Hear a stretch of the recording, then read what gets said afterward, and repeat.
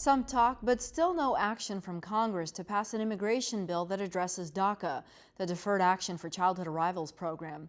The Senate rejected 4 proposals last week, including one from President Trump. He supports a lasting solution to DACA, as well as an end to what's now commonly referred to as chain migration. In our conversation last week with immigration attorney Jose Vasquez, we asked what that term actually refers to, as well as other legal dilemmas facing DACA recipients. Family reunification is at risk at this moment. Okay. It is being referred to as chain migration. And that used to be a term that was non-offensive, but now it is a politically charged term that's relatively new in terms of popular usage. Family reunification is what has been referred to for the past few decades in the situation of a U.S. citizen or a lawful permanent resident wanting to immigrate family members from another country. We've heard it explained in the press that if you have a loved one that you want to bring in, it's just that one, or does it go beyond that? Well, the way that it's been represented, especially by the opponents of family reunification, is reckless and disingenuous at best. It is not easy to bring a family member over from abroad, and it applies predominantly to close family members. In other words, an immigrant or a U.S. citizen cannot petition to bring their cousins and their uncles and their grandparents from abroad. It isn't like someone can bring in their spouse, parent, or child and they'll be here in 2 or 3 months. It's more of a 12 to 18 month long process with numerous checks in place.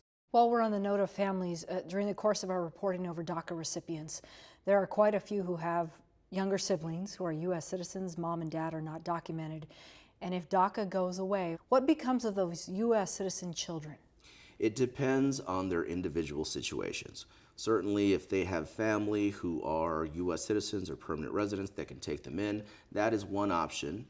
They have to go through the family courts in order to establish that relationship, but it is an option under certain circumstances. If they have no family who are U.S. citizens or permanent residents, then if they don't join their families abroad, they become essentially wardens of the state. Many of us had been looking to the early March timeframe as some sort of resolution for DACA, or it was a timeline. Is it still that?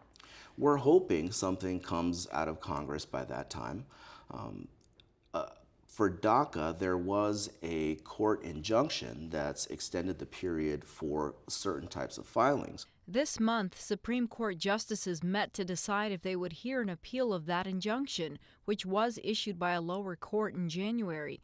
A federal judge in New York filed a second injunction that also prevents DACA from ending. Vasquez explained how the rulings affect current DACA recipients.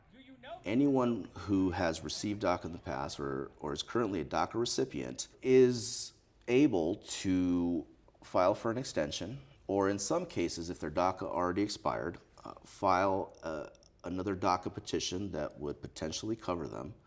The problem with this is that it is essentially in limbo. Now, the Department of Homeland Security is honoring extensions or applications for people who have had DACA in the past, but they're not even adjudicating new DACA applications. And in terms of the time limits, who knows how long this is going to last? You represent one of the longest running law firms, immigration law firms in the state of Arizona. How is this moment in time really being viewed right now?